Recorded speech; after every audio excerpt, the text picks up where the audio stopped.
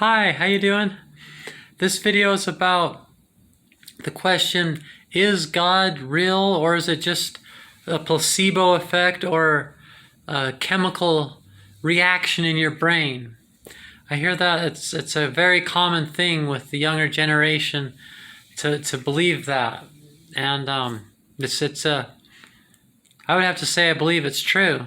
So it goes back to, like, if you look at my videos of, about who God is not, or the name of God, or, I think those ones especially, what is the name of God and what God is not, those ones especially, you'll know that in Yahensue, really in witchcraft, we know that all gods are made by the hand of man. All gods are, we make the gods we worship. They don't make us.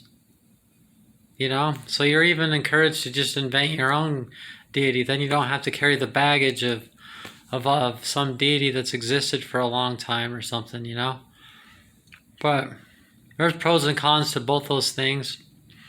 Or is it just the placebo effect? I believed in God and it healed my arm, Is it just a chemical reaction in your brain? The scientists have proven that the religious experience is excreting this chemical in this part of your brain, things like that. Okay? The answer is, it doesn't matter. It doesn't matter. God's been defined incorrectly. God's not a man with a beard on the other side of the universe. God's not a man in the sky or a woman in the sky or anything like that. God is where we connect within. When you transcend your ego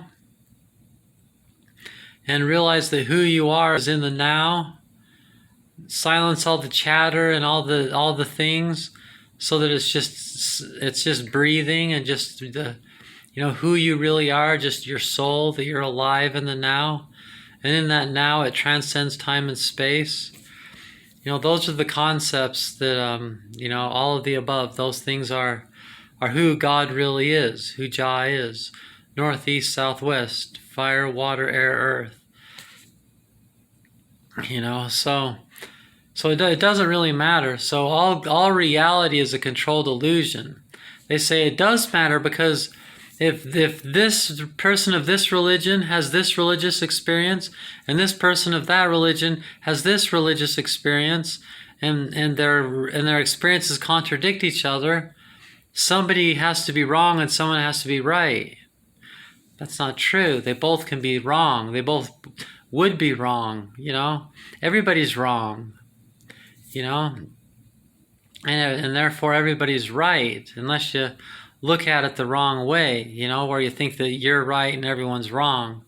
Then the thing that you think they claim to be right suddenly becomes wrong, because there's not one perspective that works for everybody. So it's not true that one person has to be right. It's because both are wrong, So you're like, oh, well, if they're both wrong, then why would I need a make-believe friend, a God? You hear these things a lot. Well, because a God is really just a tool that you use. Pardon me. It's a tool that you use. You assign different. Like number one is the deity of the meaning of one. Number two is the deity of the meaning of two. Number three is the deity of the meaning of three, with all the rights and privileges and honors and ups and downs of the number three. And it means all those things, If the symbol of something heavy is a barbell that's real heavy, it doesn't cease to be heavy just because you say that it's a symbol that represents heavy. You say, well, I just made it a symbol.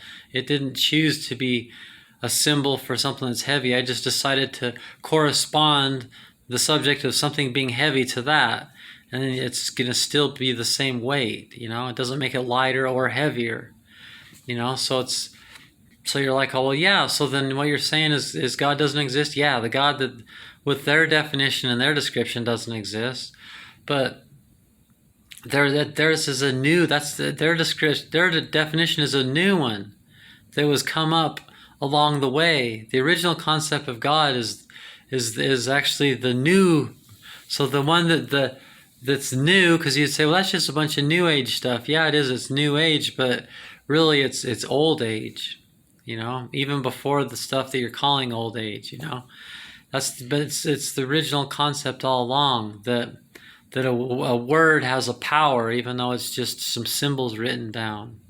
And therefore that word that you wrote down is a deity for that thing, So deities are just tools, just like letters and words are tools. And it's just something you can use to work in the spiritual realm, like you say, well, this thing makes me sad, this thing makes me sad, this thing makes me sad, these things make me sad. So you have a symbol that symbolizes sad things, and then that symbol takes that spirit of sad things to you. It might not even mean that to someone else. They might have another symbol that means something that's sad, and to them it's sad, all those things and everything, because they've built this language of that symbol means sad things. They couldn't argue, my symbol means sad. No, my symbol means sad. No, my symbol means sad. Guys, both your symbols mean sad. How can both mean sad? One person has to be right, one person has to be wrong. No. You both are right and you're both wrong. Okay? That's not really how language works, So that's why bother with the Yahensue faith. That's why I bother with it, because I'm aware of all the concepts of atheism and agnosticism and just like these religions, I'm not someone that just grabs something. I'm someone that spent over 10 years studying and pondering, and I'm one of the ones that spent a lot of time and effort and study to come up with the things that I believe in. Well, I don't believe in beliefs. It's an interesting belief. The belief to not believe in beliefs is an interesting belief system of beliefs. It really is. I understand those kind of beliefs. I can relate with them. I have beliefs a lot like that myself.